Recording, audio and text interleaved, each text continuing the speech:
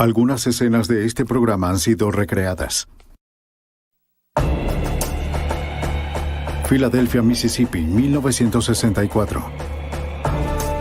Un tranquilo pueblo sureño cargado de tradiciones fue el blanco de una invasión. A lo largo del sur, un legado de odio racial está por ser desafiado, pero no sin batallar. Antes de que terminara, 3 activistas de los derechos civiles desaparecieron, mostrándole al mundo una tranquila comunidad con un secreto en llamas.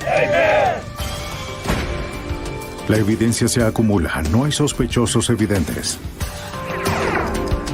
El centro de comercio es bombardeado. Ted Kaczynski es arrestado.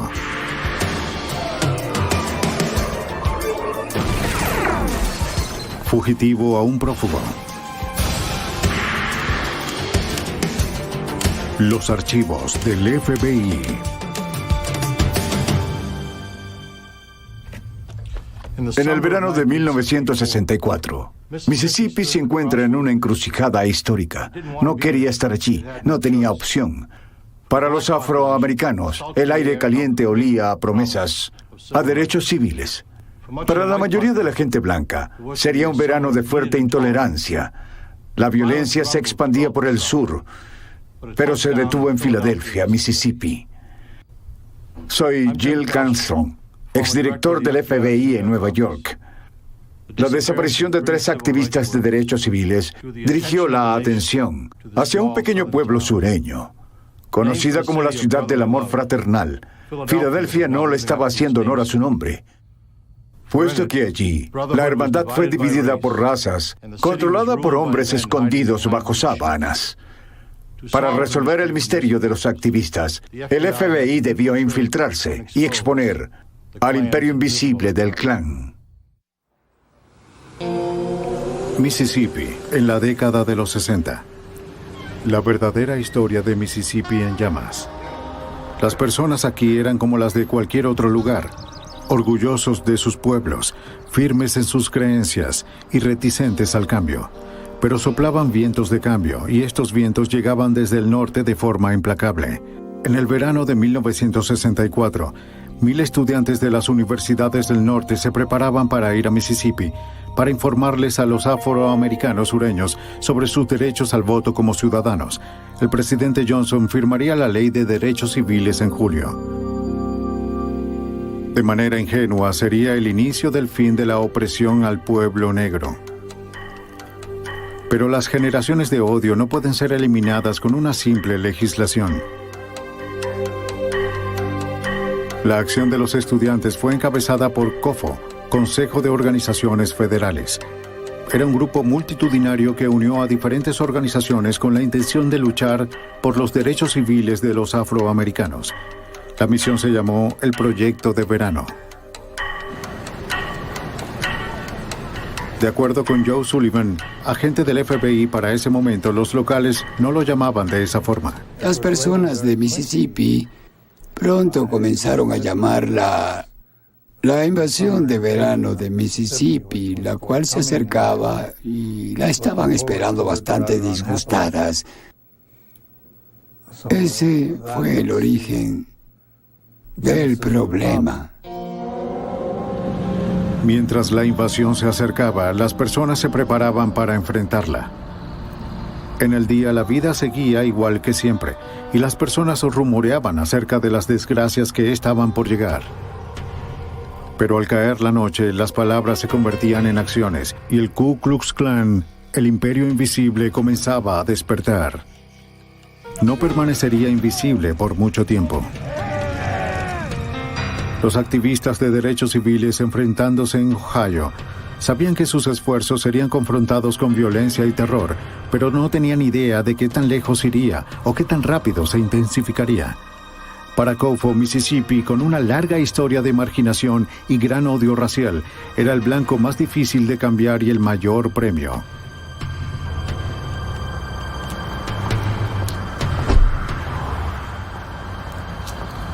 Bob Moses era uno de los organizadores del Proyecto de Verano. Mississippi es reconocida en las mentes de los hombres negros como el símbolo del racismo. Y mientras montamos nuestra campaña allí, la pregunta era en nuestras mentes, puedes hacer lo que quieras, puedes aprobar la ley de derechos civiles si quieres, y puedes hacer esto o lo otro, pero a menos de que logres cambios reales en Mississippi, no se podrán deshacer de esta infección porque Mississippi es el lugar donde se alimenta. 6 meses antes de que se esperara la llegada de los estudiantes a Mississippi, Michael Schwerner, de 24 años, se mudó de Nueva York a Meridian, Mississippi, para establecer una base de operaciones. Schwerner había hablado con la Iglesia Metodista del Monte Sion en la cercana comunidad negra de Longwood para poder utilizar sus espacios para las reuniones de COFO. Tenemos que detenerlo ahora, hacer lo posible por impedirlo. Eso es lo que debemos hacer. Es peligroso. Así es. Los residentes de Longwood, quienes coexistían en paz con sus vecinos blancos, se encontraron con una difícil decisión. Los miembros de la iglesia debían comparar los beneficios de la causa de los derechos civiles con las preocupaciones por su propia seguridad.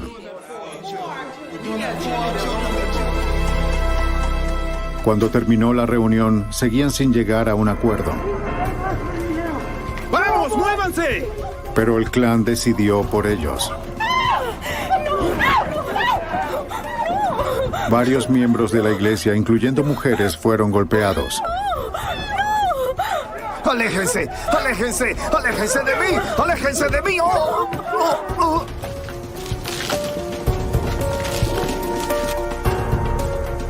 Esa misma noche, la iglesia del Monte Sion fue incinerada.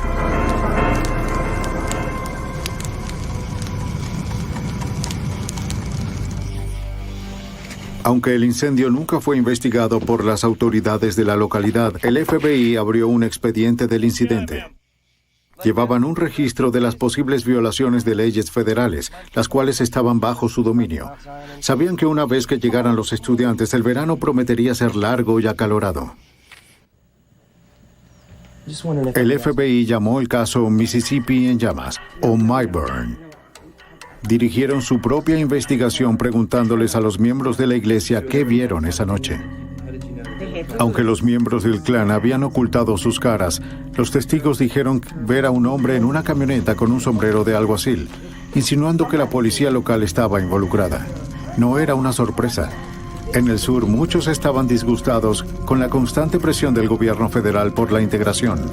A menudo la policía local trabajaba para mantener la misma situación racial. Era un sentimiento de rebeldía en contra del gobierno. Se desafiaba cualquier intento del gobierno federal de cambiar esto y eran vistos como el enemigo. No solo los afroamericanos eran el enemigo, sino el gobierno federal también era el enemigo. Jim Ingram, el ahora comisario del Departamento de Seguridad Pública de Mississippi, era un agente del FBI en Jackson en los años 60. En esa época era un trabajo subestimado.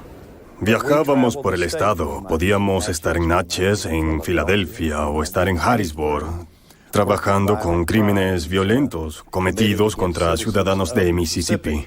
Por lo tanto, estábamos lejos de casa y recibíamos amenazas. Colocaban serpientes en el buzón de correo. Siempre nos amenazaban y era mejor cerrar el auto. Nunca sabías qué podías encontrar en tu automóvil al regresar. Y también recibías amenazas en contra de tu persona y familia. Pero a pesar de los intentos de intimidación, la presencia del FBI en el estado estaba por incrementarse en un 100%. Mientras el centro de operaciones de COFO se preparaba en Meridian, Mississippi, un escayolista de 20 años llamado James Chaney se unió con Michael Schwerner y su esposa Rita. Hola, es bueno tenerte aquí. Ella es mi esposa Rita. Hola, es un gusto tenerte aquí. Bien, gracias. Chaney, nacido en Meridian, conocía la cultura y la situación política del lugar. Bien, tenemos... Michael Schwerner, un progresista del Bronx de 24 años, tenía un título universitario en trabajo social. Su experiencia no podía ser más diferente a la de Chaney, pero estaban unidos por los mismos objetivos. Los amigos de Schwerner lo llamaban Mickey, un nombre que se escuchaba muy poco fuera de la oficina. La gente del pueblo, y me refiero a los miembros del clan en Meridian, lo llamaban barbudo. Tenía mucha barba y le decían el diablo. Hola, ¿hablo con Bob Moses? Andrew Goodman, de 20 años, se unió a Schwerner y Cheney. Era un voluntario de Queens, Nueva York, quien terminó su entrenamiento en Ohio una semana antes. Se lo dejo aquí. Sí, Andrew, colócalo en aquella caja. Nos iremos en un segundo. Mientras que Rita Schwerner regresó a Nueva York, los 3 hombres y otros voluntarios se preparaban para la llegada del primer grupo de 200 activistas de derechos civiles desde el norte, la primera oleada de la invasión programada para el 21 de junio de 1964. Esa mañana, Schwerner, Cheney y Goodman condujeron desde su base en Meridian hasta Longwood, a 55 kilómetros de distancia, para hablar con los miembros de la iglesia del Monte Sion acerca del incendio de hace 5 días. Cheney, quien conocía el área, fue el conductor.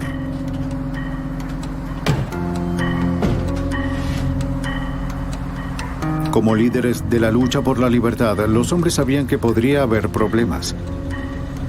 Sus reglas eran incuestionables: permanecer en las calles principales, cooperar con las autoridades y nunca viajar de noche. Planeaban regresar esa misma tarde. Schwerner le pidió a su personal que llamara a la oficina COFO en Jackson si no se contactaban antes de las 4 de la tarde. Nunca los contactó.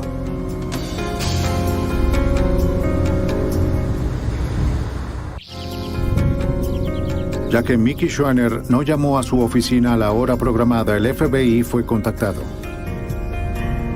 A su vez, contactaron a las autoridades locales para saber si alguien había visto a Schwerner, Cheney y Goodman.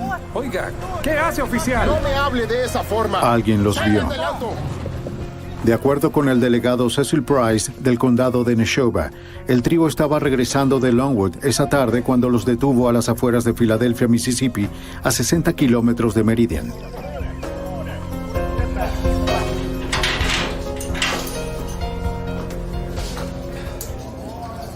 Los llevaron a la prisión del condado en Filadelfia.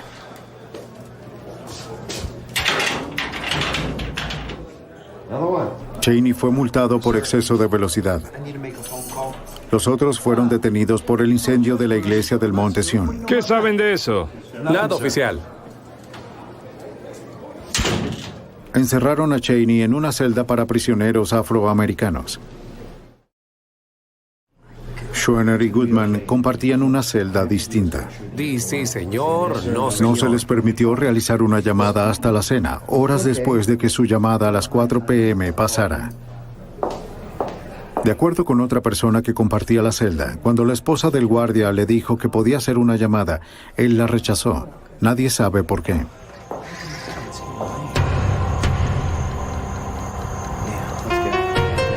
Eventualmente, luego de que Schwerner pagara los $20 de fianza de Cheney, el delegado Price los dejó en libertad. Eran las 10:30 de la noche. Quiero estar de vuelta en Filadelfia. Nadie sabe qué pasó después.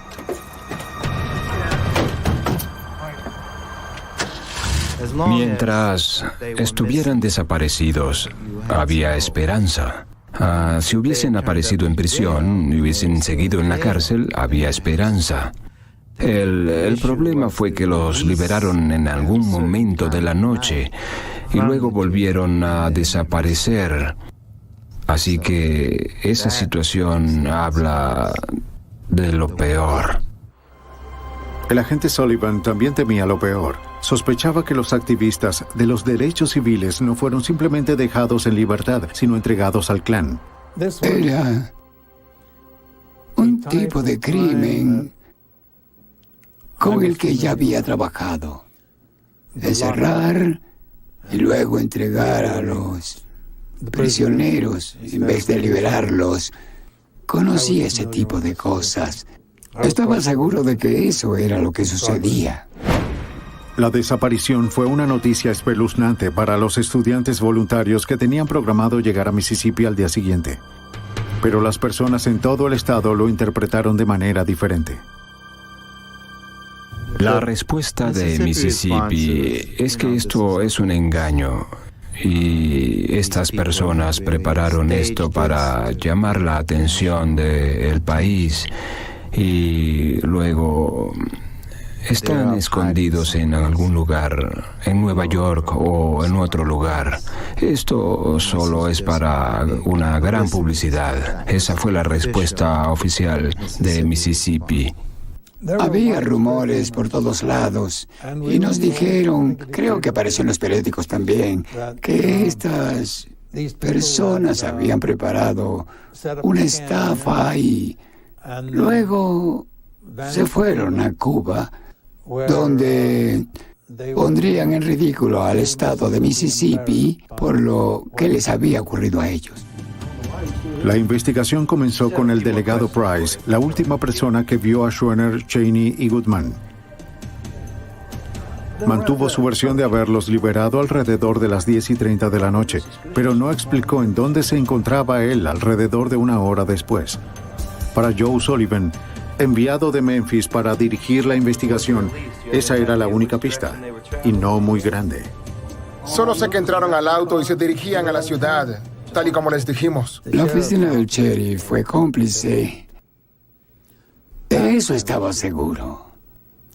No tenía pruebas, solo tenía la experiencia por haber visto este tipo de cosas antes.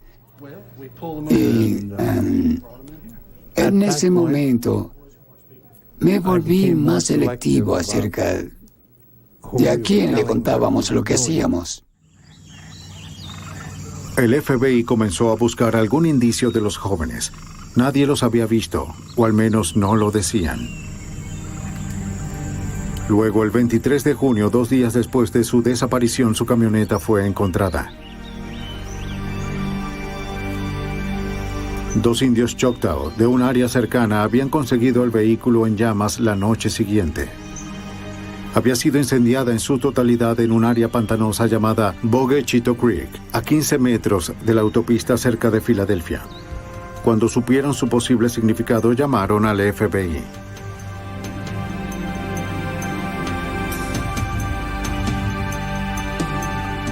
El agente especial Jay Cockram fue enviado desde Washington. Era experto en armas de fuego y explosivos y había visto bastante violencia por derechos civiles. Cuando llegó a la escena, no se sentía optimista por lo que el auto revelaría. Al examinar el vehículo incendiado, buscamos alguna evidencia de restos humanos.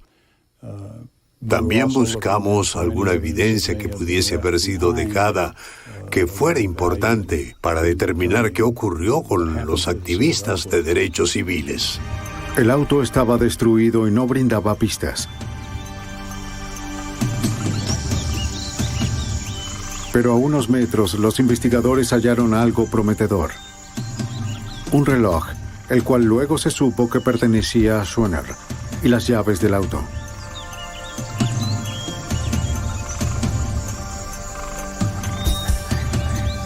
El reloj se había detenido a las 12:45.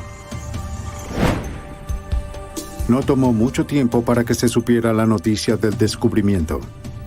Las noticias se esparcieron por las radios de la policía poco tiempo después de que se recuperara el vehículo y también por la prensa, los vecindarios, la radio y todo lo demás. Y comenzamos una gran búsqueda en Bogue-Chitto y no fue fácil. Para los incrédulos, el descubrimiento del auto reforzaba la idea de que era una farsa. Pero de manera extraoficial, las esperanzas de encontrarlos con vida se habían desvanecido.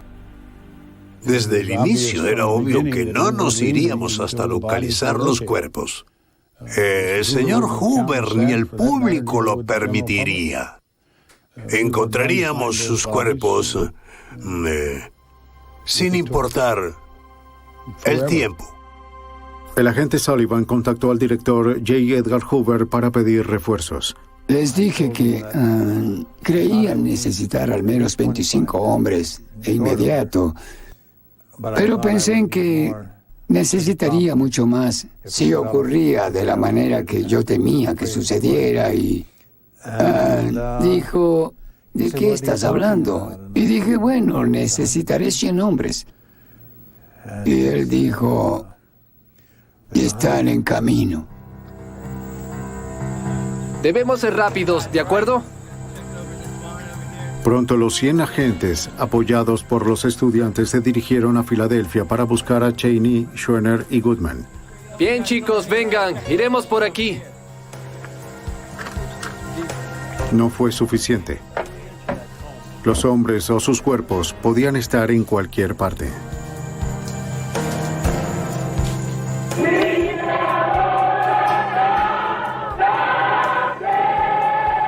A pesar de las angustiantes condiciones del caso, los estudiantes voluntarios se dirigieron al bastión del Viejo Sur para registrar a los votantes afroamericanos.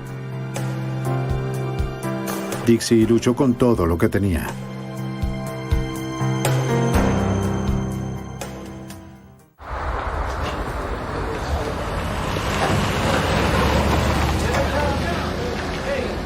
Mientras se acercaba la invasión del verano, los ojos del mundo estaban puestos en Mississippi. En el condado de Neshoba, el delegado Price y el sheriff Lawrence Rainey rechazaban a la prensa. Sentían que la desaparición de los 3 activistas de derechos humanos no merecía la atención que estaba recibiendo. Pero la búsqueda continuaba. 400 marineros de la estación aeronaval de Meridian fueron obligados a buscar, haciéndolo en turnos rotativos. Se exploraron bosques, se inspeccionaron ríos. El FBI recibió noticias de que el cuerpo de un hombre negro había sido encontrado en el río Mississippi, cerca de Vicksburg. Fueron a investigar.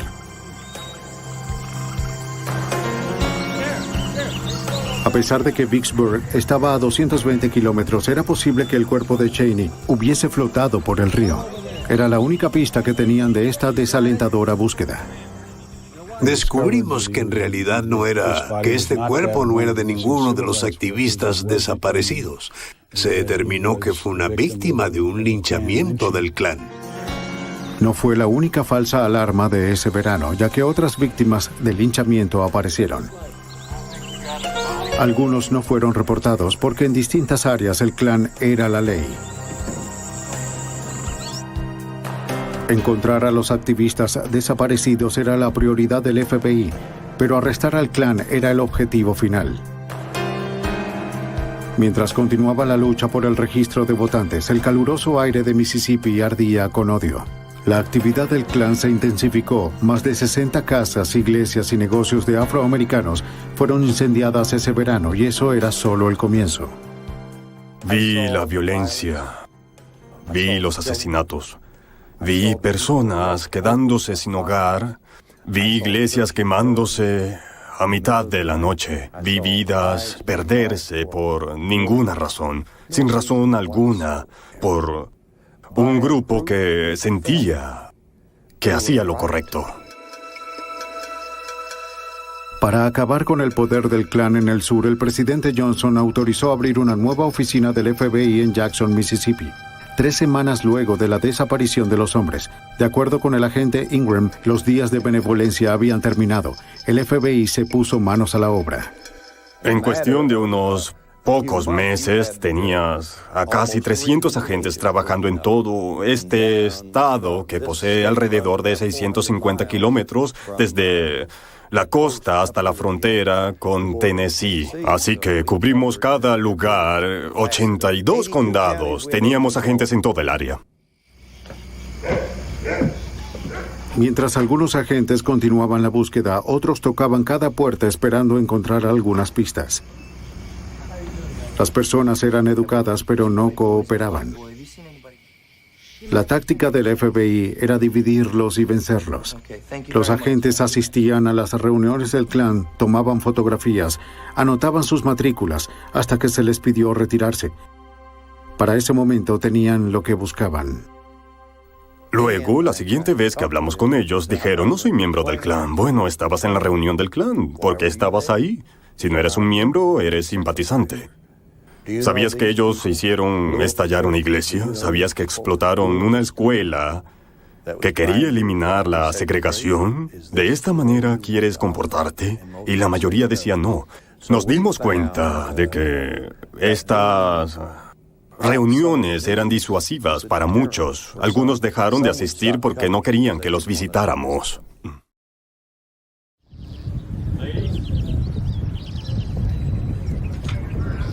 Otros debían ser más persuadidos. A cada agente se le asignó un miembro del clan para vigilar desde la distancia. Si un bombardeo u otro acto de violencia ocurría, era tarea del agente llamar a ese miembro para conocer su paradero. En poco tiempo, se cansaron de ser levantados de sus camas a las 3 de la mañana, cuando se cometía un crimen a 4 condados de distancia. Pero después de un tiempo, sus esposas dijeron, oigan, ya no quiero esto, mis hijos no quieren esto. Y antes de lo esperado, podías hablar con ellos y entendían de dónde venías. Lograbas conocerlos por su primer nombre.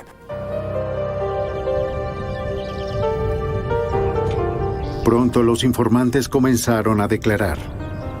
Algunas eran esposas con historias que contar, otros eran miembros del clan, afligidos por la culpa, quienes pudieron brindar un poco de información lejos del alcance de sus curiosos vecinos.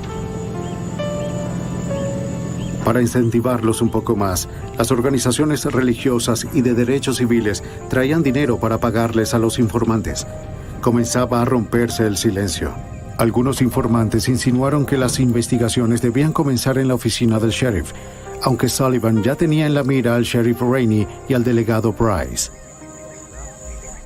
El oficial Price era el objetivo clave en nuestros pensamientos, al igual que Rainey, porque Price no hacía mucho más sin la autorización de Rainey. El problema era documentar lo que él había hecho, encontrar a alguien que nos hablara al respecto. Un informante sugirió hablar con un joven llamado Wilmer Fay Jones. Los agentes encontraron a Jones, de 19 años, viviendo en Chicago.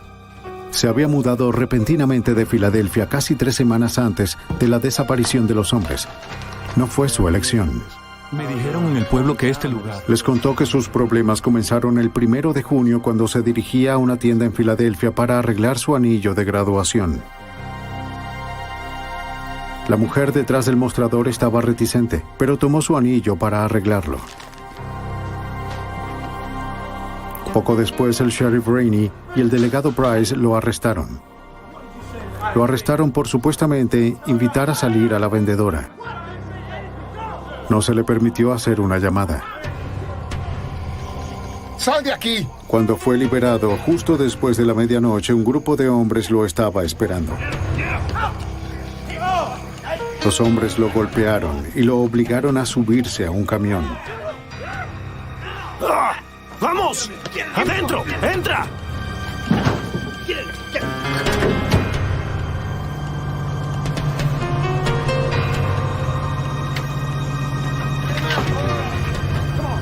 Los justicieros lo llevaron a un lugar apartado.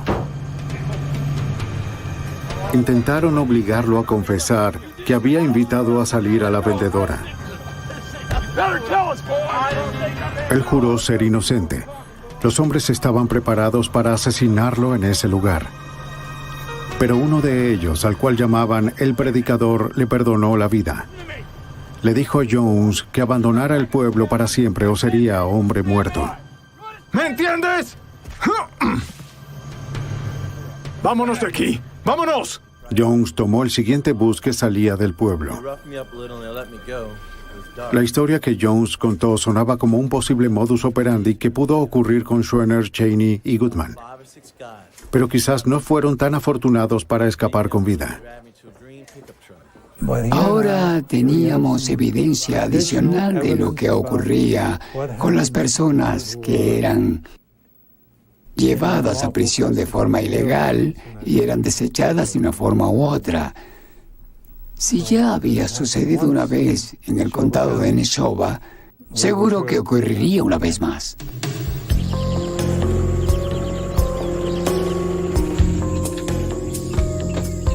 Confiando en que Jones podría ser la clave para dar con el paradero de los cuerpos de los activistas, los agentes hicieron que los llevara al lugar donde los hombres lo golpearon.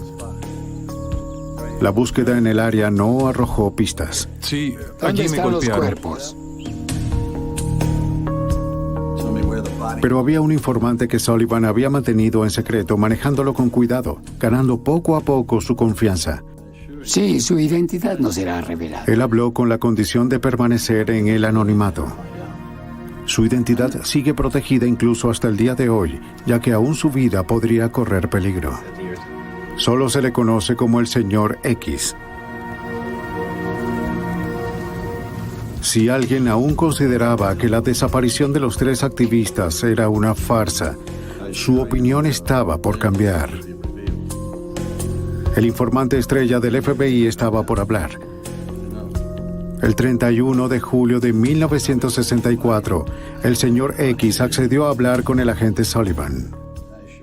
Después de terminar nuestra conversación, le dije, ¿me podrás decir algo importante esta noche? Y él dijo,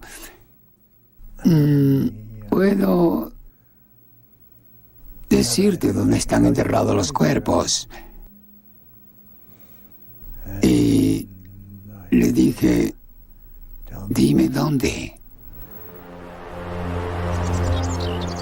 El señor X le dijo al agente Sullivan que Goodman, Cheney y Schwerner fueron enterrados en un montículo de tierra en un lugar llamado Old Jolly Farm, cuyo dueño es el hombre más adinerado del condado, Olin Borage.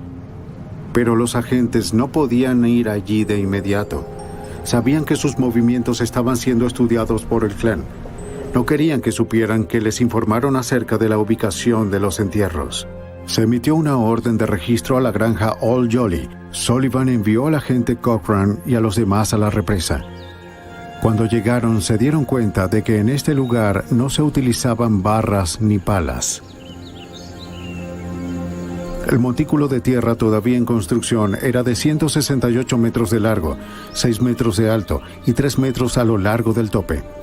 Si los cuerpos estaban aquí, no fueron simplemente arrojados a unas tumbas.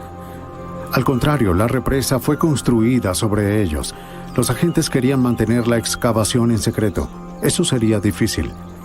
Necesitaban un contratista externo con excavadoras y otras maquinarias pesadas para remover la tierra y sacar los cuerpos. De acuerdo con el agente especial Jay Cochran, estaban preocupados acerca de la seguridad del grupo. Decidieron llamar a militares armados para que vigilaran esta maquinaria desde Jackson hasta la ubicación en donde comenzaríamos a utilizarla. El 4 de agosto, las maquinarias llegaron al lugar. Se le pidió ayuda al contratista sobre cuál era la mejor forma de quitar la tierra, capa por capa. Cochran habló con él y le dijo, ¿puedes darme un estimado de cuál fue el ciclo de construcción de la represa? ¿Cómo se construyó? ¿Cómo se hizo la excavación? ¿Cómo se le dio forma al montículo de la represa? ¿Y en qué secuencia de tiempo? Él dijo, bueno, debes saber qué estás buscando, y no le comenté nada. En ningún momento se les había dicho con exactitud a los constructores, o en este caso al encargado, lo que en realidad estábamos buscando. Pero creo que tendrían que haber sido tontos, y no lo eran, para no saber qué buscábamos. Después de que el encargado les enseñara a los agentes sobre construcción de represas, Cochran clavó una barra en el suelo donde quería que comenzaran las excavaciones. Luego, un movimiento que se convirtió en leyenda en la historia del FBI. Cochran cambió de opinión. Cochran tomó una barra y por alguna razón que solo la sabía su ángel guardián, caminó 5 metros más y colocó la barra en el suelo y dijo, «Excaven aquí». Y allí estaban.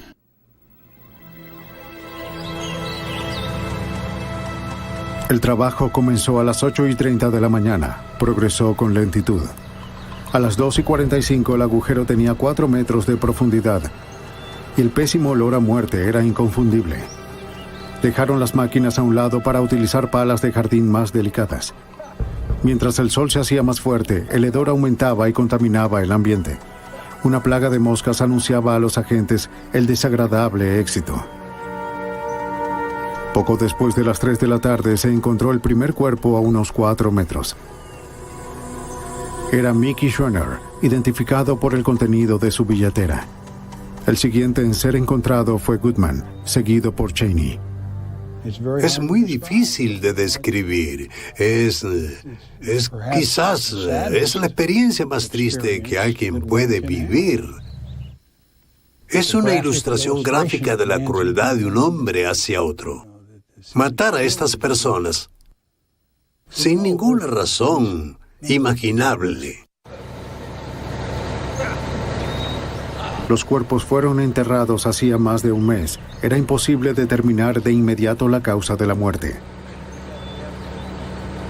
El médico forense fue citado junto al delegado Cecil Price. Caminaban como si fuese asunto del sheriff.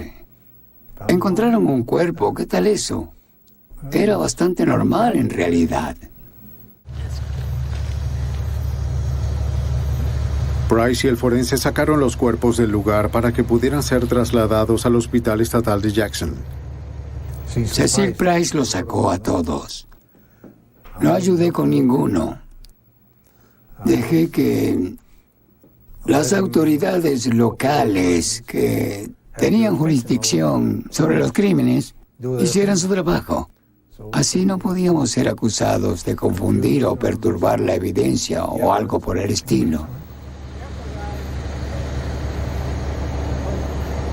Si la presencia del delegado era un ejemplo de un criminal regresando a la escena del crimen, el agente Cockram no vio señal de culpabilidad. Todos los agentes que estaban en la escena tenían sus miradas puestas sobre Price. Sé que no noté ni una ligera reacción emocional y creo que ninguno lo notó. Las autopsias se realizaron en Jackson. Les habían disparado a los 3 hombres. A Schreiner y a Goodman le dispararon una vez, a Cheney 3 veces. Un material duro y rocoso fue extraído de la mano derecha de Goodman. Lo que sea que sucedió esa noche, el material mostró que la pesadilla de Goodman no terminó con una bala.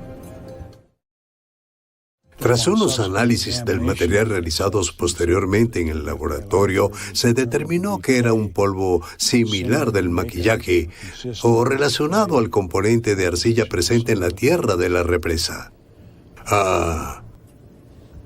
Esto parece indicar que mientras el señor Goodman estaba acostado en su tumba, seguía con vida. Las balas en las víctimas fueron analizadas por la Unidad de Análisis de Armas de Fuego del FBI. La mayoría de las más de 5,000 armas aquí fueron confiscadas de crímenes reales a través de los años. A pesar de que su equipo ha evolucionado desde 1964, el rol de la unidad sigue intacto: vincular las balas con sus armas. Hoy la galería de armas es del dominio del agente especial de supervisión Paul Tangren. Las balas se deforman dentro del cañón.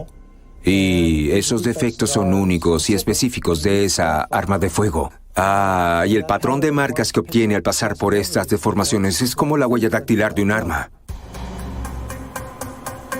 Las balas de un crimen se inspeccionan una al lado de la otra.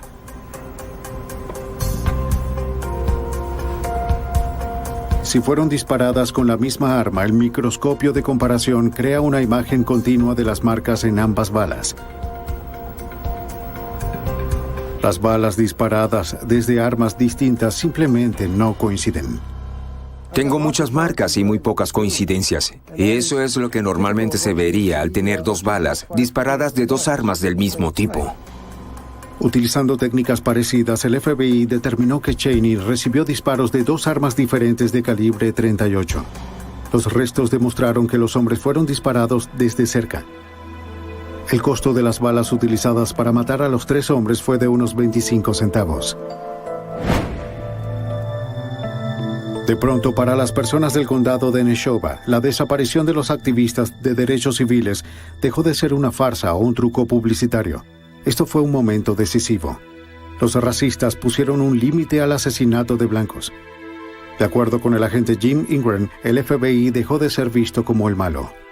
Se dieron cuenta que estábamos lidiando con personas muy violentas, así que el ánimo cambió para nuestro beneficio, porque teníamos personas que querían ayudarnos, en especial el pequeño pueblo de Filadelfia, Mississippi. Era increíble como tantas personas ahora decían, oigan, si tenemos a estas personas entre nosotros, estos asesinos, debemos encontrar a esos individuos, arrestarlos y enjuiciarlos. En verdad, quiero...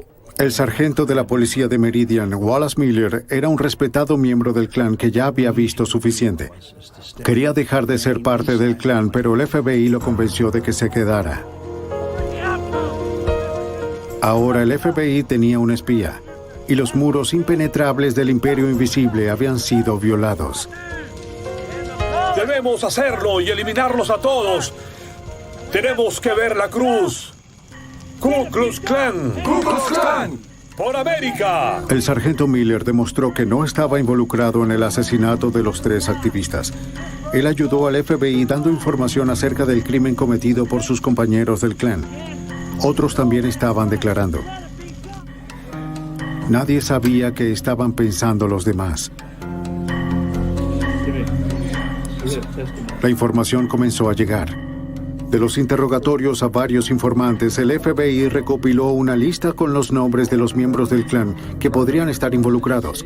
Los mismos nombres seguían llegando. Los agentes supieron que los asesinatos fueron planeados por Sam Bowers, el gran mago del imperio o jefe de los caballeros blancos del Ku Klux Klan de Mississippi. Su mano derecha era Edgar Killen, conocido como el Predicador, porque lo era. Al parecer, él fue el mismo predicador que le perdonó la vida a Wilmer Faye Jones. Teníamos informantes que podían darnos información directa. Conocíamos individuos que estuvieron presentes en el asesinato, que lo confesaron todo. Una confesión llevaba a la otra. Poco a poco, una imagen de lo que ocurrió esa noche fue tomando forma. Oficial, necesito hacer una llamada. Fue un plan de horrorosa simplicidad. Nada, oficial. Mientras Schwenner, Goodman y Cheney estaban en prisión, el delegado Price contactó al predicador Killen, quien reunió a sus compañeros del clan. Los miembros del clan llenaron sus tanques de gasolina, cargaron sus armas y esperaron hasta que los hombres fuesen liberados para cumplir las órdenes del mago imperial.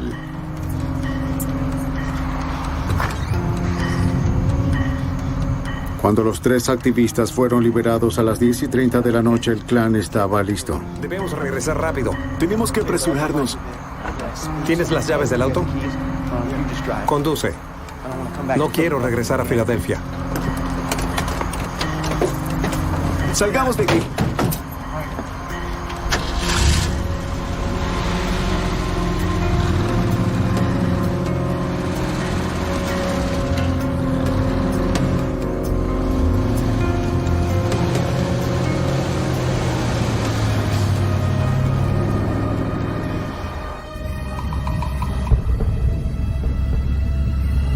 No muy lejos de Filadelfia, debieron notar unas luces en su espejo retrovisor que se acercaban a alta velocidad.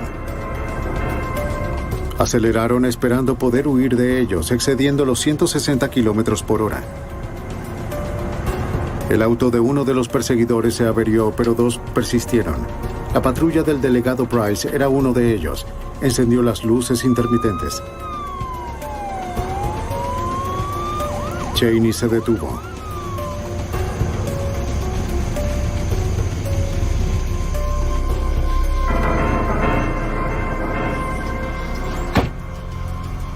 ¡No he terminado contigo! El delegado Price arrojó a Cheney de la camioneta. ¡Sal de allí! ¡Vamos!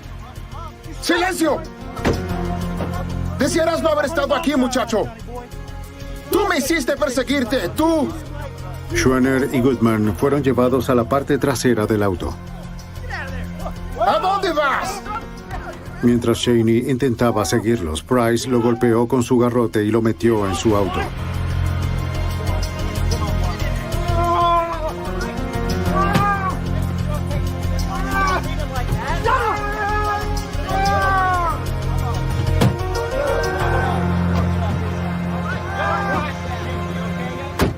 La procesión continuó por la autopista 19. Uno de los miembros del clan conducía la camioneta.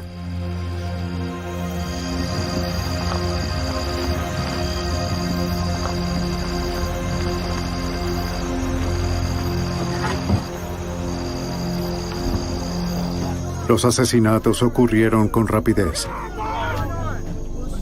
Schoener fue el primero en morir.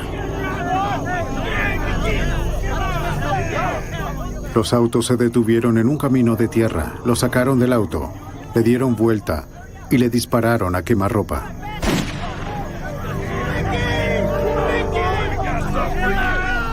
Goodman fue asesinado de la misma forma. El último fue Cheney, asesinado por 2 hombres.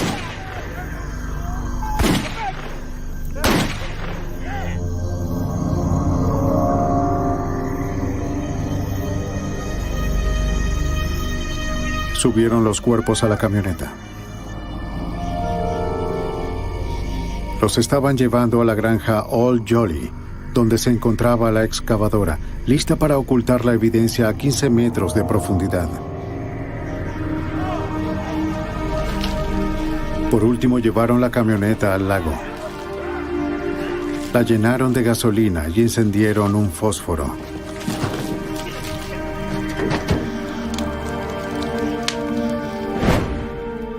El 25 de noviembre, el FBI anunció que conocía a los asesinos de los 3 activistas. Pero los cargos por asesinato estaban bajo la jurisdicción estatal, no federal. El FBI solo podía esperar que los condenaran por violación a los derechos civiles. Sabían que Mississippi no los condenaría por asesinato. Más de 5 meses después de los asesinatos, 19 hombres fueron acusados de conspiración criminal y oprimir e intimidar a los activistas para que no defendieran sus derechos constitucionales.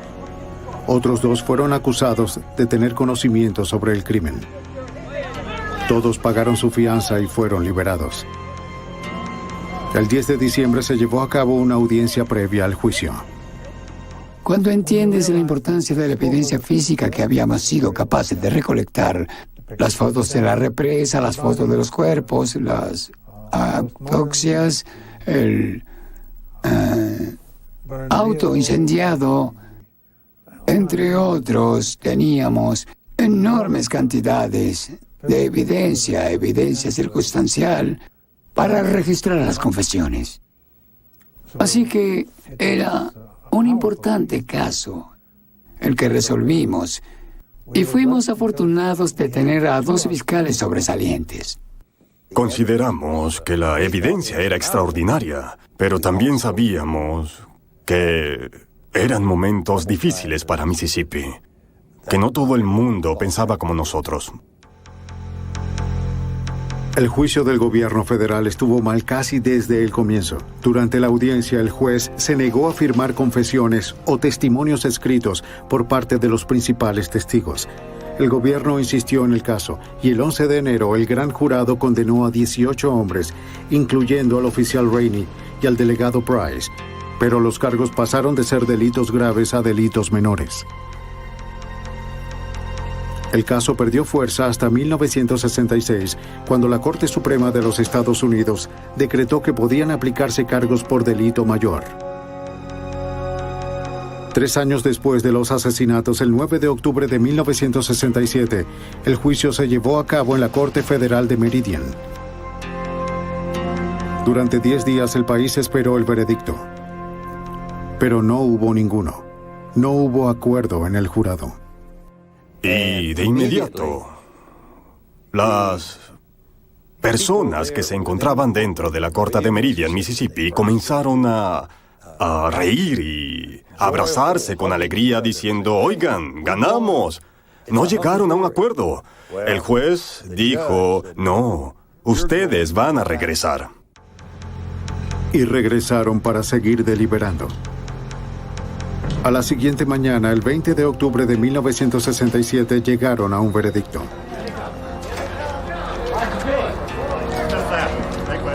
De los 18 hombres acusados, 8 se encontraron culpables por violación a los derechos civiles.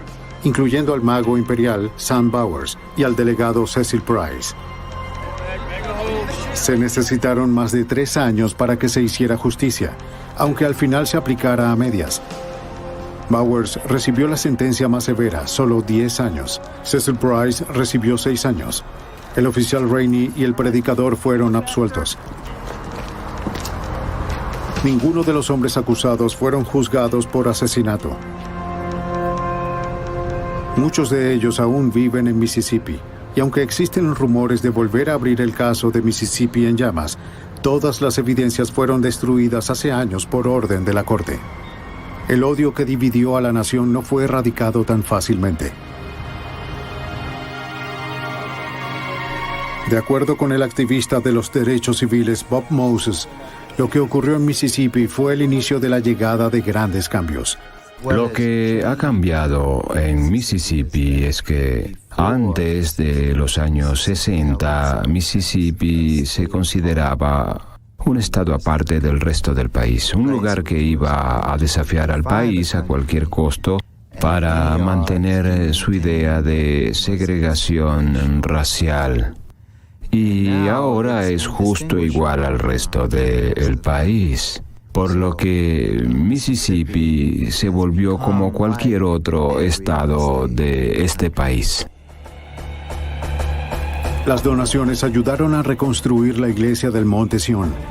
Se convirtió en un homenaje para los hombres que vinieron acá esperando hacer la diferencia y quienes tuvieron éxito de manera que nadie anticiparía.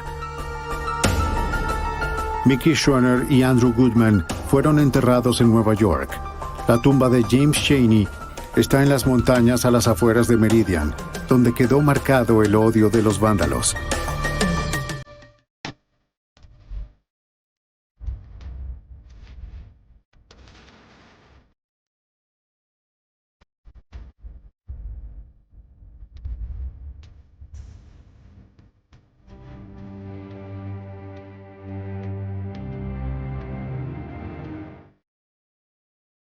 Algunas escenas de este programa han sido recreadas. La naturaleza densa y montañosa de Alaska resultó el escondrijo perfecto para un asesino feroz y sádico. Perseguía a mujeres, secuestrándolas, violándolas y torturándolas. Las cazaba como animales, para su propio y retorcido placer. El juego del cazador.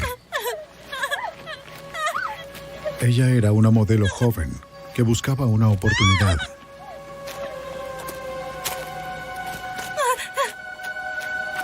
Aceptó un trabajo con un hombre que afirmaba ser fotógrafo, pero resultó ser un asesino despiadado.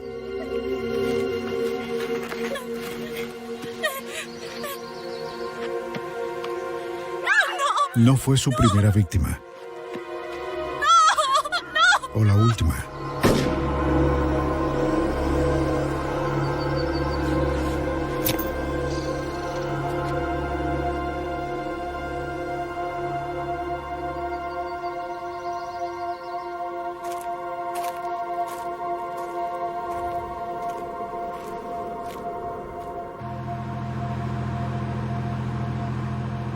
Entre los años 70 y mitad de los 80, los bosques de Alaska eran un destino popular, pues muchas personas fueron al norte por la construcción del oleoducto de Alaska.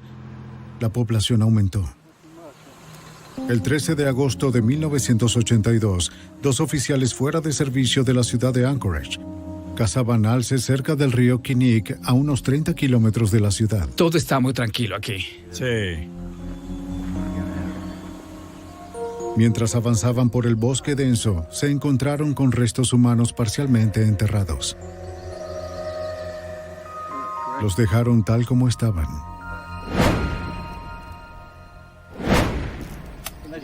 Al día siguiente, especialistas en escenas del crimen de la policía del estado de Alaska llegaron a la escena.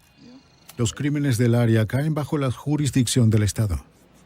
Además de ropa y vendaje elástico, los agentes encontraron un cartucho calibre .223 en la tumba superficial. El cartucho está en la arena. Los registros dentales identificaron los restos como de Sherry Morrow, de 23 años, una bailarina exótica reportada como desaparecida por su novio un año antes. Los agentes lo llamaron para darle la noticia. Su vestimenta coincidía con la que reportó en su desaparición, pero su amuleto de la suerte, un collar de oro con dije en forma de flecha que nunca se quitaba, desapareció. Morrow quizás fue asesinada poco después de su desaparición, dándole al asesino más de un año para cubrir sus rastros. Encontrarlo sería casi imposible. En el año que siguió al descubrimiento del cuerpo de Sherry Morrow, más mujeres comenzaron a aparecer. La triste realidad es que encontrar cuerpos en los bosques de Alaska no es tan extraño. 2 o 3 veces al año, un alpinista novato o algún cazador puede perderse y sucumbir a la naturaleza. Pero una cantidad creciente de cadáveres significaba otra cosa.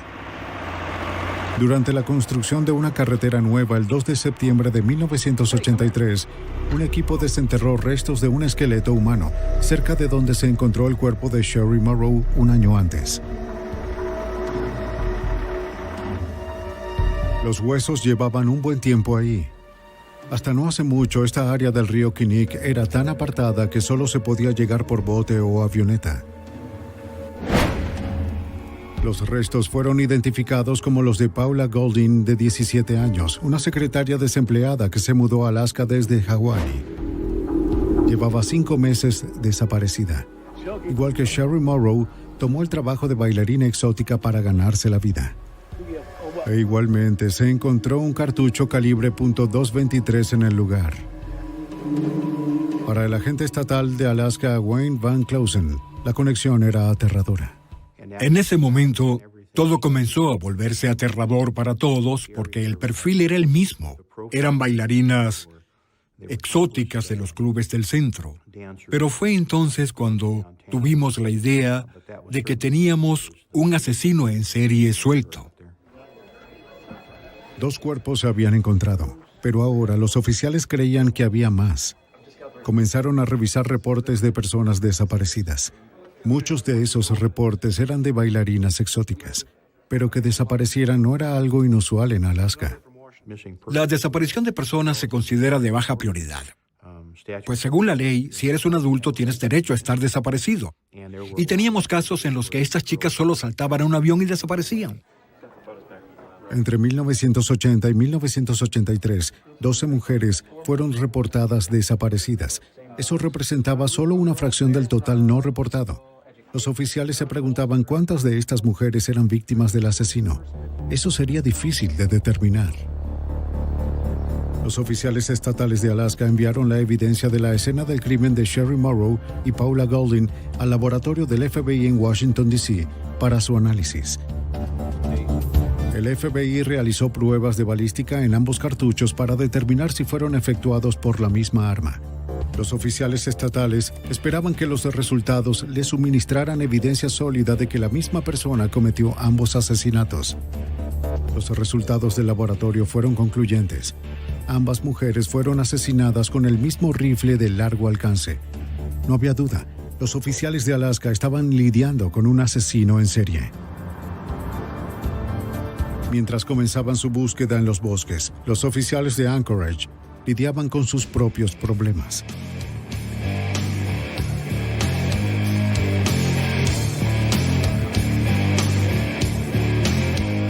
Cada ciudad tiene su lado oscuro, y Anchorage no es diferente.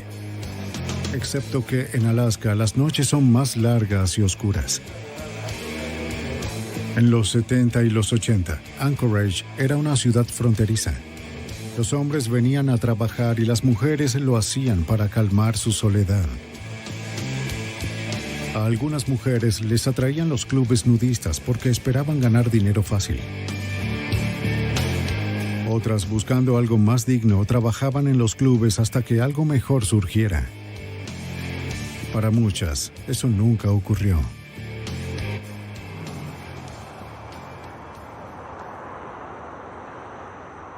Y en las calles de la ciudad rondaba un acosador. Las escogía con cuidado. A sus víctimas casi no las echaba de menos, ya que en una ciudad conformada por forasteros resulta difícil establecer nexos.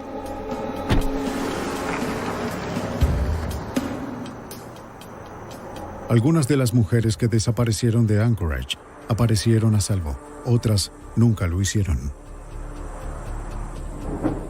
Pero las desapariciones no eran el único crimen reportado. A primeras horas del 13 de junio de 1983, Cindy Paulson, de 17 años, corría por una autopista de Anchorage. Tenía poca ropa y esposas. Logró detener a un auto. Corría por su vida.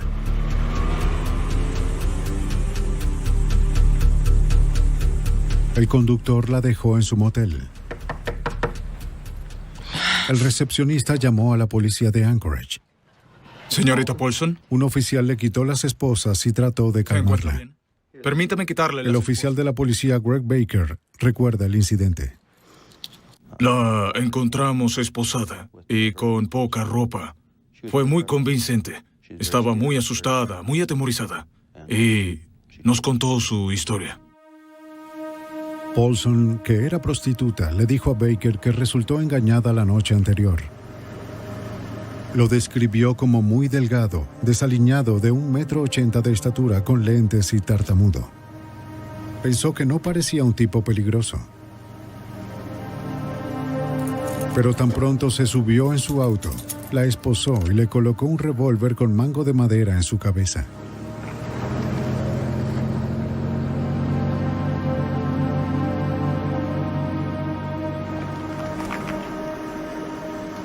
Condujeron hasta un vecindario residencial respetable. La llevó a su casa. Vamos.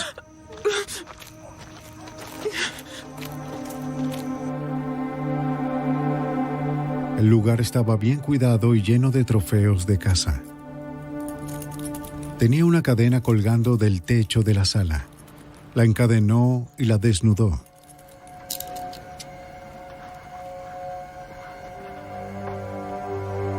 Y allí fue torturada y violada varias veces durante horas.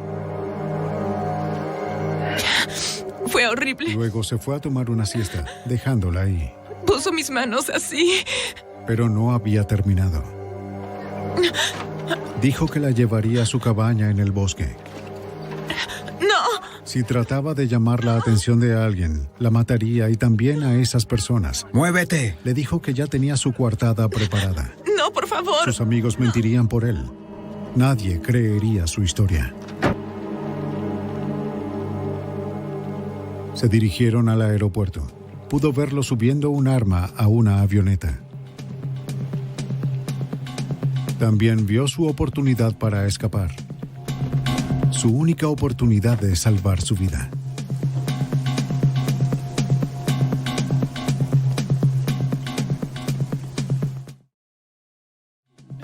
La historia sonaba aterradora, pero su terror genuino obligó al oficial Baker a investigar. Tenía una mujer inteligente, muy asustada, alegando haber sido secuestrada a punta de pistola, hecha prisionera en un lugar específico que ella indicó dónde se encontraba, sabía dónde quedaba. Describió el interior del lugar, describió el recinto, incluyendo varias cabezas de animales que estaban colgadas en la pared. Camino al hospital para una revisión, Paulson insistió en detenerse en el aeropuerto para mostrarle a la policía la avioneta que había visto antes. La identificó plenamente. Estando allí, un guardia de seguridad nos detuvo.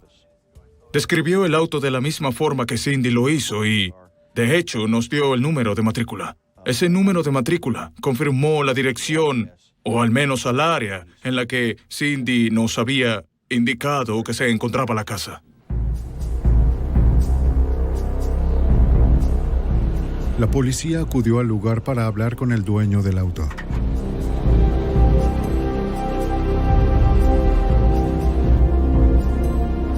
Llegaron minutos antes de que llegara a la casa, conduciendo el vehículo que Cindy Paulson describió. Hasta entonces, todo lo que Paulson había dicho coincidía, pero el sospechoso tenía una historia propia que contar. Señor Hansen, señor. Según los registros de vehículos automotores, el auto en el que Cindy fue secuestrada pertenecía a Robert Hansen, un panadero de Anchorage. Hansen, quien encajaba con la descripción del hombre que Paulson suministró, respondió con calma las preguntas. Dijo que estuvo en la casa de un amigo desde las 5 de la tarde hasta las 11:30 de la noche, reparando un asiento de su avión. Seguidamente fue a casa de otro amigo y se quedó allí hasta las 5:30 de esa mañana. Después fue al aeropuerto e instaló el asiento. Hansen accedió a que la policía revisara su casa. De nuevo, la casa coincidía con la descripción de Paulson. Eso solo probó que había estado en la casa, no que Hansen la violó y torturó ahí. No encontraron evidencia alguna del hecho. Pero sí notaron un panel suelto. Detrás encontraron una colección de armas, pero no era de extrañar. Hansen era un cazador entusiasta. Encontraron un revólver, pero no coincidía con el que Paulson había descrito. Ni el arma, la cadena o la manta en la que fue envuelta se encontraron en ninguna parte.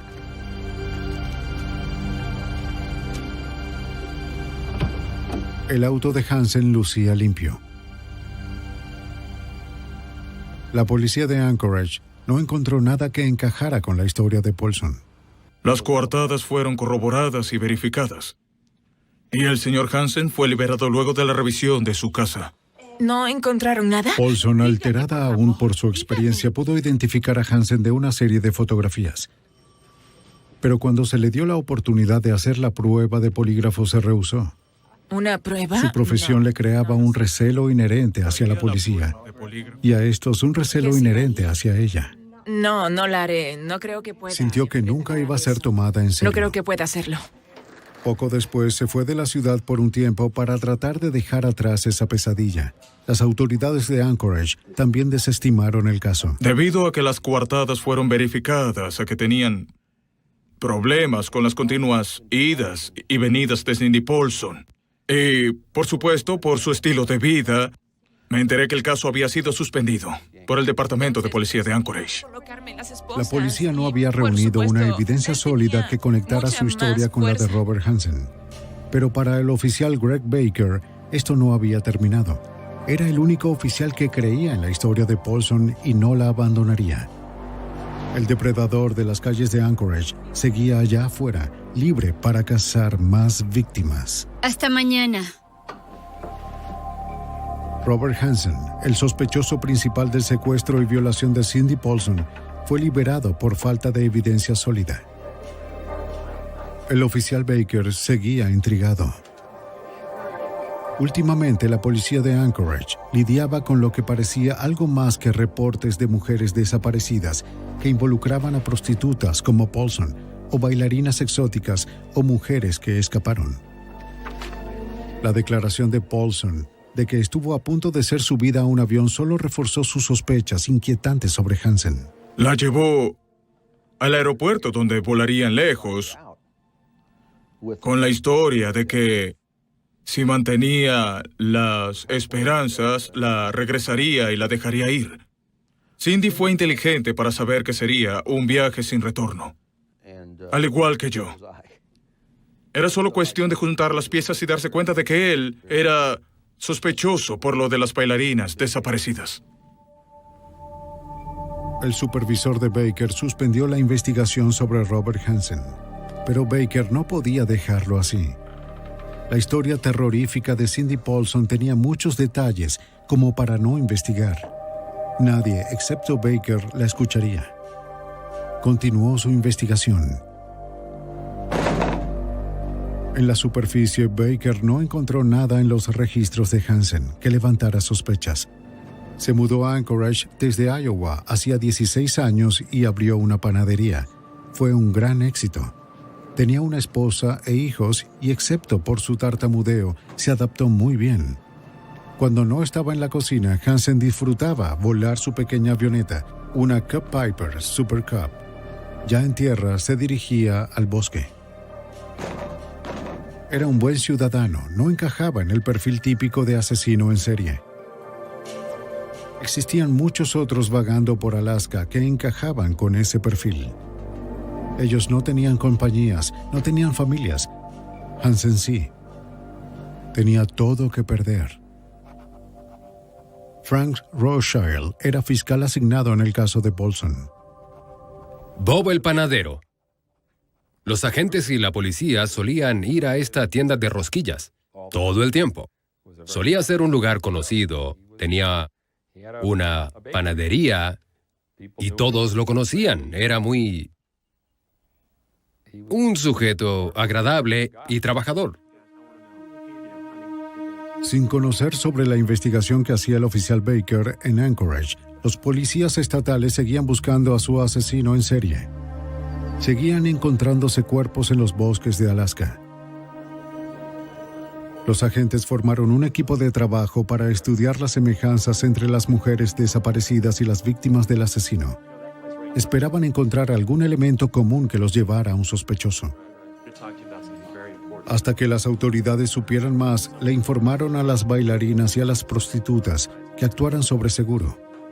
Por primera vez, la policía y las prostitutas estaban del mismo lado. Según Rothschild, el objetivo era preservar la vida.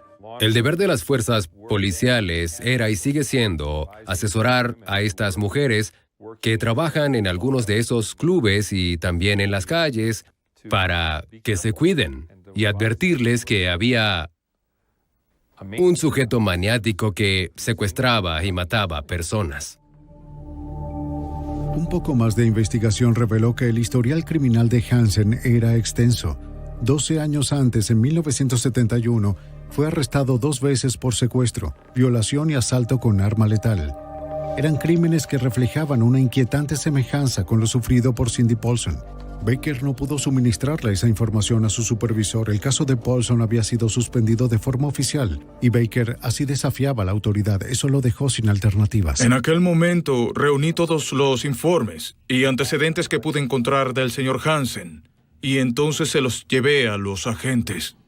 Oigan, miren lo que recibí. Cuando los agentes recibieron el expediente del oficial Baker, se sintieron optimistas. El testimonio de Paulson, junto con los registros policiales de Hansen de Anchorage, lo convirtieron en el sospechoso principal en el caso del Estado. La investigación de los agentes encajaba con la de Baker. Ambos estaban lidiando con el mismo psicópata. Robert Hansen se convirtió en su principal sospechoso. Creo que todos le prestaron mucha más atención porque al observarlo lucía como un verdadero sospechoso. Tenía amplios antecedentes criminales, incluyendo algunas agresiones sexuales. El único problema era la evidencia. Aun cuando Hansen era un violento agresor sexual, sus registros no lo señalaban como alguien capaz de cometer homicidio, y no existía alguna conexión que lo vinculara con Sherry Morrow, Paula Golding y las otras mujeres desaparecidas. En ese punto los agentes no tenían lo suficiente para una orden de registro. Solo sabían que 3 mujeres estaban muertas y 12 desaparecidas. Afuera acechaba un asesino en serie. Los agentes necesitaban atraparlo antes de que asesinara de nuevo. Necesitaban ayuda. Se trataba de un asesino múltiple. Y en Alaska no se tenía experiencia con esos casos. Y alguien intuyó que el FBI no solo tenía experiencia, sino que tenía una unidad diseñada específicamente para tratar de ayudar a descubrir quiénes eran estas personas. Para atrapar al asesino en su propia casa, los agentes pidieron ayuda a más de 4.500 kilómetros de distancia. Solo el FBI contaba con los recursos necesarios para entrar en la mente del asesino. Cuando los agentes estatales de Alaska determinaron que tenían a un asesino en serie en sus manos, se dieron cuenta de que no tenían la experiencia para detenerlo, pero conocían a alguien que sí. En Quantico, Virginia, se encuentra la Unidad de Apoyo Investigativo del FBI. Aquí los agentes intentan predecir patrones de conducta al analizar las acciones de un criminal. El agente retirado del FBI, John Douglas, ayudó a construir perfiles de comportamiento y aún trabaja como asesor. Sus perfiles se basan en 25 años de entrevistas con asesinos convictos, quienes le enseñaron a Douglas a pensar como ellos. Aprendió que los asesinos en serie actúan según sus fantasías de control y conquista. A medida que Douglas poco a poco gana su confianza, los lleva de regreso a la escena del crimen. Al final los haces hablar. Al principio te dan esa mirada misteriosa, regresan, vuelven a 10 años atrás, 20 años atrás, cuando cometieron el crimen y entonces fijan en ti esa mirada y sus recuerdos son tan precisos que la fantasía es lo que los hace seguir una y otra vez. Y les permite sobrevivir cuando están en prisión, así que tengo que aprovechar eso. Toma tiempo, pero una vez que estoy ahí, obtengo muy buena información. De estas entrevistas se extrajo una lista de rasgos y hábitos comunes de los asesinos en serie. Comienzan muy jóvenes con crímenes menores como piromanía o maltrato a animales. Con los años su violencia aumenta. Para cada caso nuevo, los analistas aportan su conocimiento de cómo evolucionan los asesinos. Para comprender al criminal, debes estudiar el crimen. Hay que ver si puedes obtener un análisis basado en los informes preliminares de la policía, fotos de la escena del crimen, el perfil de la víctima, los protocolos de las autopsias, revisarlo todo, revisar las fotos de la autopsia. Se realiza un análisis de todo el crimen, el nivel de riesgo que el sujeto tomó, el nivel de riesgo de la víctima, el análisis del área, quizás de la escena del crimen o tal vez de las múltiples escenas del crimen, y basado en eso, se intenta entonces obtener un tipo específico de perfil. Al examinar cada aspecto de un crimen no resuelto, un analista puede determinar características específicas del asesino, tales como edad, profesión y aspectos físicos. Los oficiales contactaron al FBI para ver si la agencia pudo realizar un análisis del asesino de Anchorage. Esperaban que el perfil afinara la investigación y aportara pistas que hubieran pasado por alto. Los oficiales le dieron al FBI lo que necesitaban para construir el perfil de conducta. Para un perfil acertado y preciso, solo necesitaban hechos por parte de los agentes, no análisis ni teorías. El oficial Wayne Van Clausen no quería perder tiempo. La información que recibió del oficial Baker despertó sus sospechas sobre Robert Hansen, pero necesitaba más información. Los registros criminales apenas comenzaban a ser computarizados y no tenían acceso a todos ellos en Anchorage.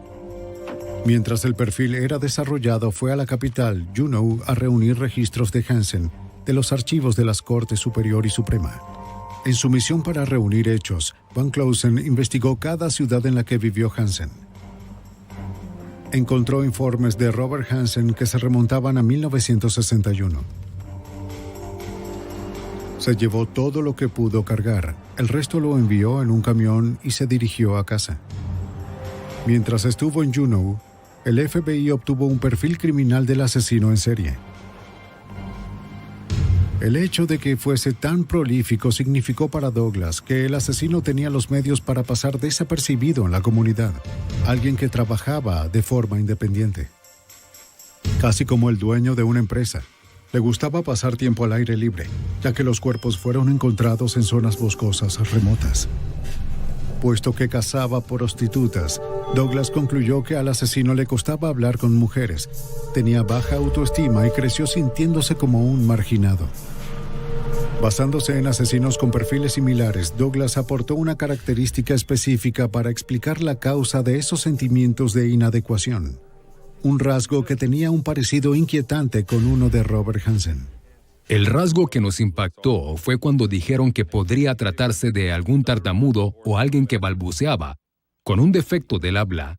¿Cómo lo supieron? Fue una de las cosas que sugirieron que destacaría. Muy bien, esto es lo que tenemos. El perfil del FBI apuntaba a Robert Hansen, pero estaba por darse a conocer la deducción de Douglas. Al regresar Van Clausen, los agentes analizaron los archivos. Los registros indicaban que Hansen había pasado 3 años en un reformatorio por prender fuego al garaje de autobuses de su antigua preparatoria. Basándose en su trabajo con asesinos anteriores, los analistas del FBI informaron que el asesino tendría un historial de pirómano. ¿Tienes novio? Sí, así es. ¿Sí? El perfil describió al asesino como un inadaptado social. Los informes psiquiátricos ordenados a Hansen por la corte en sus días en el reformatorio develaron ese rasgo.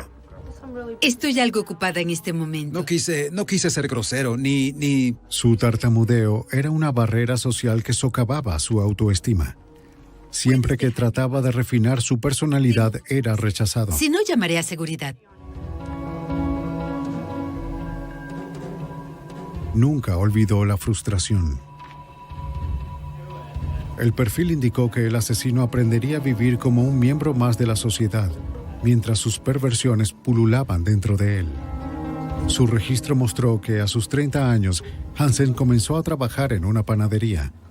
Presumiría ante sus compañeros sobre su cleptomanía y la sensación de poder que le daba. También presumía sobre su pasión por cazar. Le daba mucho placer ejercer poder sobre su presa, acechándola y luego causándole heridas. Y mejoró mucho en el arte de matarlas, ganando prestigiosos premios. En 1967 se mudó a Alaska para iniciar una nueva vida y para mejorar la cacería. 3 años después de mudarse, sus registros indicaron que fue arrestado por intento de violación a una joven recepcionista a mano armada. No se opuso a los cargos de asalto con un arma letal.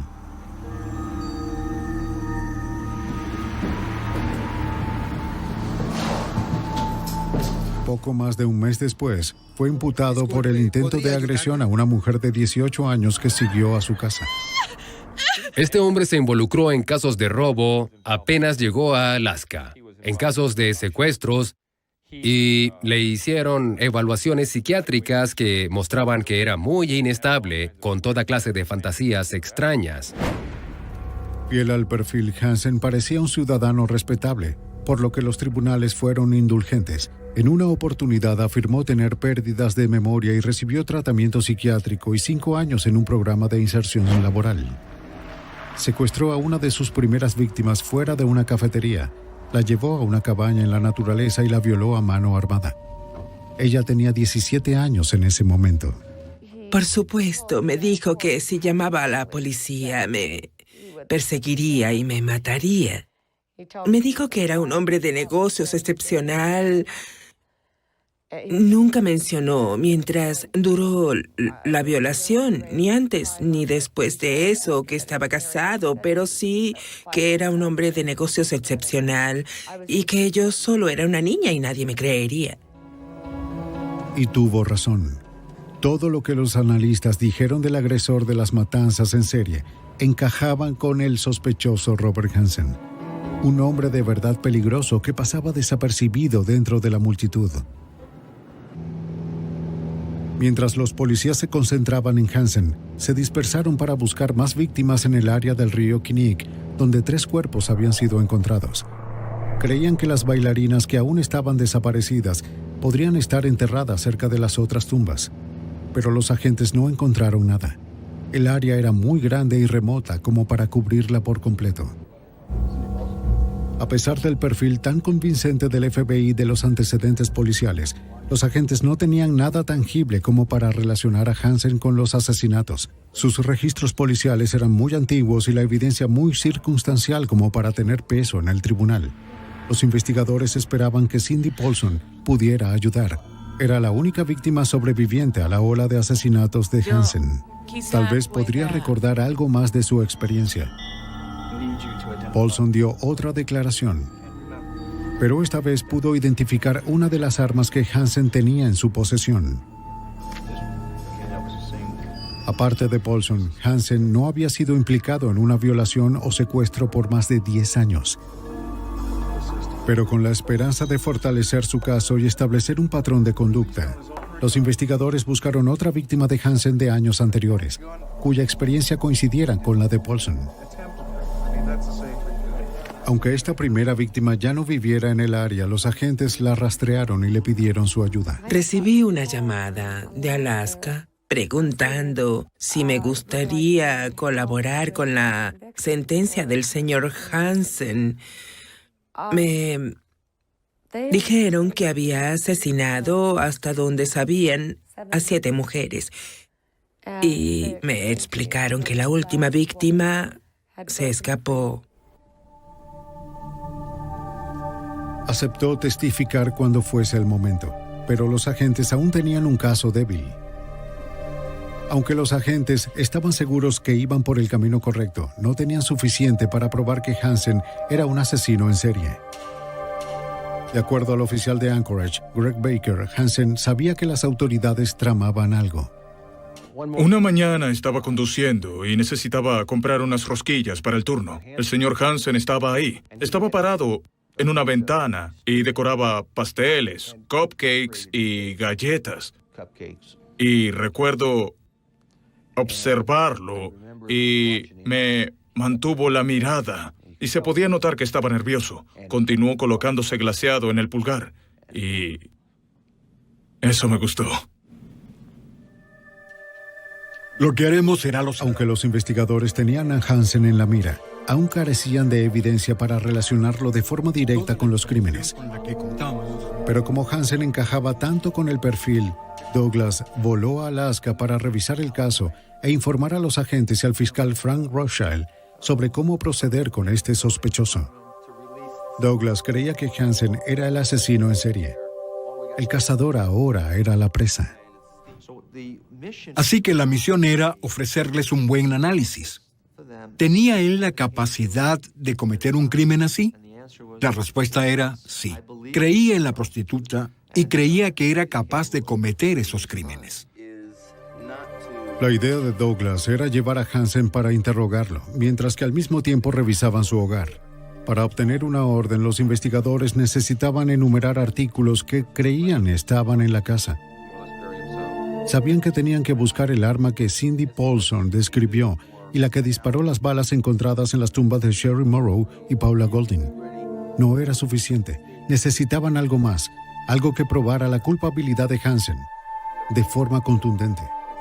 Le preguntaron a Douglas si había algo más que pudiera incluir en la orden. Sí, uno de los descubrimientos es que estábamos lidiando con un asesino en serie, y los asesinos en serie inician con una fantasía. Y una de las cosas que mantiene en marcha la fantasía luego del crimen, cuando salen en la noche buscando víctimas, es que toman una especie de recuerdo. Lo llamamos regalos o trofeos, algo que pertenezca a la víctima. Douglas ayudó a los fiscales a escribir la declaración, basado en la probabilidad de encontrar recuerdos de los mencionados en el perfil. Muy bien, anoté 2. Cualquier cosa, desde una joya de la víctima hasta una licencia de conducir. Muy bien, sí. Pero un perfil de conducta nunca antes había sido usado como la base de una orden de registro en los Estados Unidos. Rothschild sabía que necesitaba respaldarlo con más información convencional. Era obvio que el departamento fiscal quería que la orden de registro fuese a prueba de balas. Querían que fuese completa y positivamente segura, sin ningún error. Sabían que se trataba de un caso grande. Lo último que querían era que algo saliera mal con la orden de registro y tuvieran que descartar la evidencia.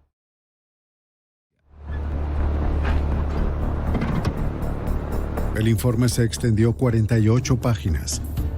El juez autorizó 8 órdenes de registro para la propiedad de Hansen. Ahora solo necesitaban a Hansen. Se aprendieron su patrón, conocían su agenda. El 23 de octubre de 1983 fueron a buscarlo en la panadería. Pero Hansen no estaba allí. Quiso comenzar el día más tarde, obligando a los agentes a esperar durante 20 tensos minutos. ¡Robert Hansen! Del auto! ¿Robert Hansen? Policía de Alaska, por favor, aléjese del vehículo. Al pedirle que los acompañara para interrogarlo, no se resistió. La sala de interrogación ya estaba lista para él. El objetivo era mantenerlo fuera de control, esperando que hiciera una confesión y así evitar un prolongado caso legal. Douglas ayudó a los agentes a diseñar la sala de interrogación para causar el mayor impacto psicológico Fotos de las escenas del crimen y objetos relacionados se dispersaron por el lugar para que Hansen los viera antes de la entrevista. En el momento preciso, los agentes llegaron e iniciaron el juego mental. El FBI asesoró a Rothschild sobre cómo hacerlo. Hay que hacer preguntas para generar más discusión. Esa fue la estrategia de juego número 1. Era obvio que sabíamos que todos los casos eran investigados. Y queríamos hacerlo hablar en específico sobre cada uno de ellos. Él trató de sondearnos para determinar qué sabíamos. Pude ver que su estrategia era tratar de ver qué sabíamos y seguirnos el juego. Mi estrategia, por supuesto, era descubrir lo que él sabía. Mientras Rothschild trataba de que Hansen se abriera y confesara, los agentes ejecutaban la orden de registro. Su esposa estaba en casa. Los agentes fueron muy precavidos, filmando todo el procedimiento. Lo que buscaban podía estar en cualquier parte, incluso a plena vista.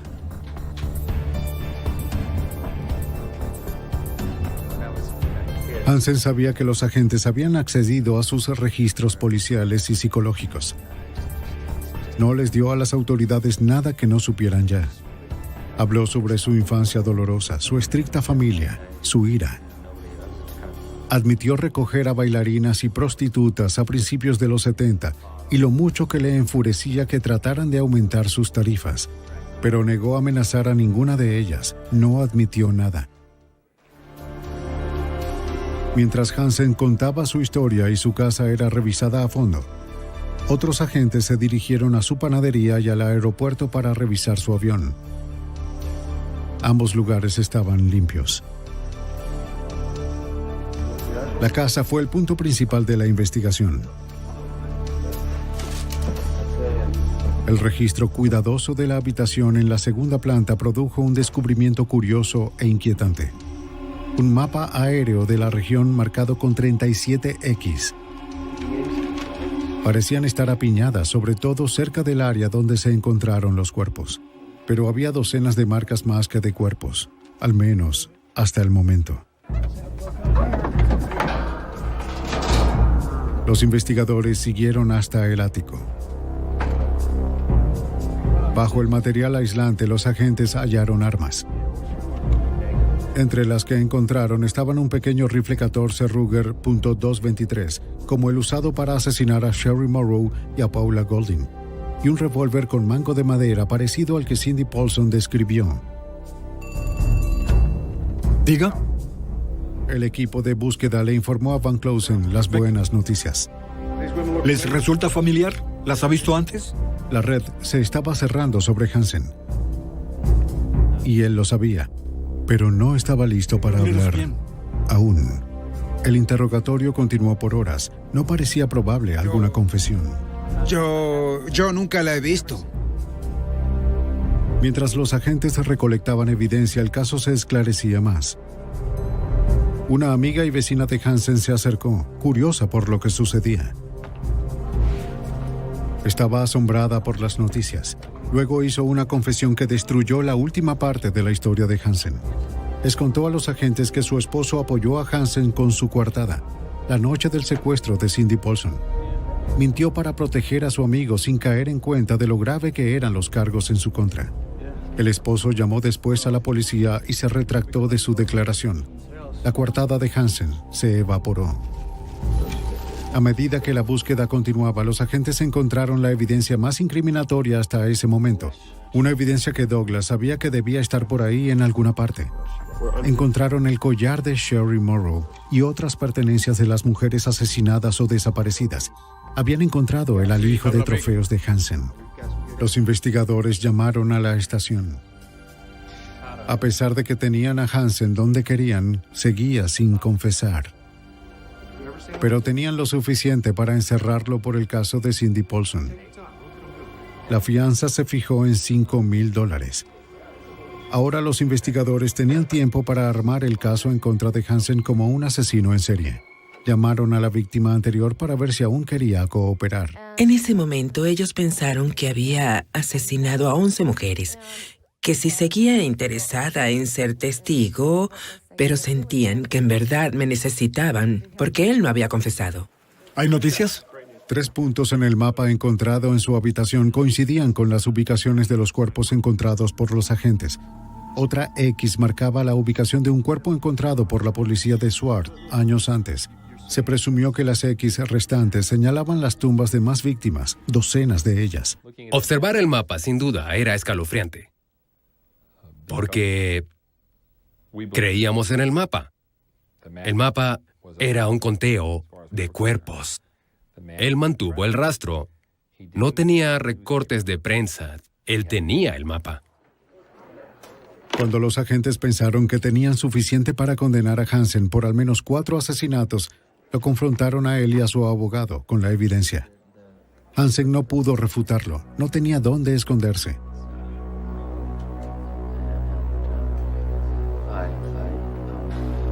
Al fin, era momento de confesar. Era hora de que Hansen llegara a un trato. Hansen dijo que confesaría los asesinatos que pudieran comprobarse, siempre que no se le diera publicidad al juicio y que su familia no fuese involucrada. Exigió ser encarcelado fuera de Alaska cuando el juicio terminara.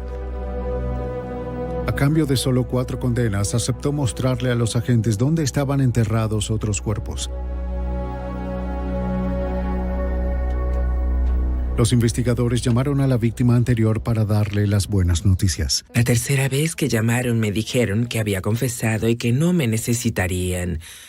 Así que colgué el teléfono al terminar de hablar. Tomé a mi hijo para llevarlo a la escuela. Fui hasta la puerta con mi esposo y comencé a desmoronarme. Comencé a llorar. No podía parar.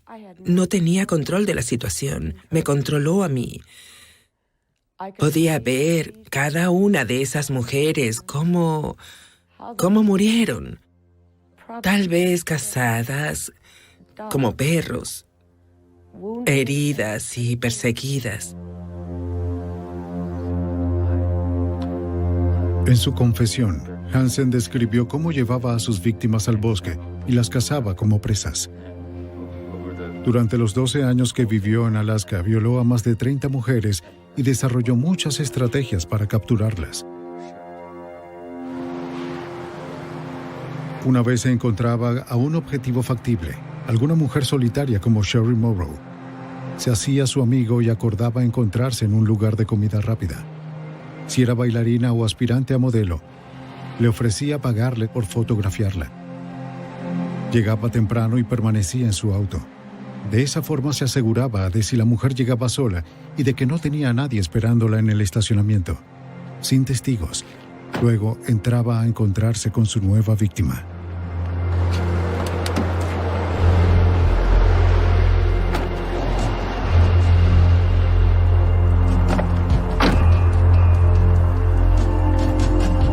Una mitad de las esposas ya estaba sujeta al asiento. Hansen, de forma muy rápida, colocaba la otra mitad en la muñeca de la víctima, mientras sacaba su arma al instante y la apuntaba. Luego las llevaba a su casa o a un motel lejano para violarlas y torturarlas. Después les vendaba los ojos y conducía o volaba hacia las afueras de la ciudad, hasta llegar a un lugar apartado, su terreno de caza. Su costumbre era jugar con su presa antes de matarlas.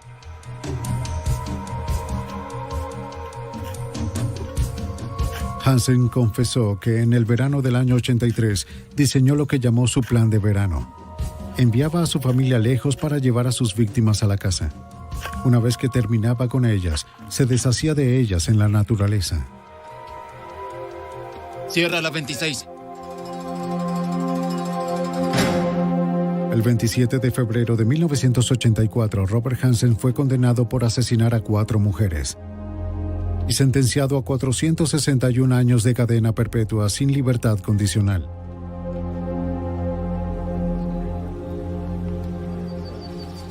Después de ser sentenciado, Hansen acompañó a los agentes al bosque a buscar a más de sus víctimas señaladas con X en su mapa.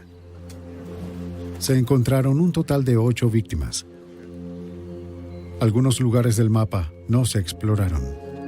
Los osos escarbaron en los demás, esparciendo los restos. Los investigadores nunca sabrán cuántas de las 37X representaban alguna de las víctimas de Hansen. Según John Douglas, el mapa tal vez mostraba una pequeña parte de su terreno de caza. Asesinos como Hansen podrán entrar en contacto con muchas mujeres, pero la fantasía lo es todo. Quizás no les guste la forma en que la persona habla o cómo se viste, su estilo, y tomarán una decisión. ¿Esta persona vivirá o esta de acá morirá? Creo que estaba involucrado en más casos y aún creo en la posibilidad de que una de las razones que lo llevó a ir a Alaska fue para escapar de los homicidios que cometió en el año 48. En los Estados Unidos se estima que de 35 a 50 asesinos en serie se activan en determinado momento. La creación de perfiles ha facilitado su detección y captura. Cada vez que alguno es capturado, los investigadores aprenden más sobre sus motivaciones retorcidas, lo que facilita capturar al próximo.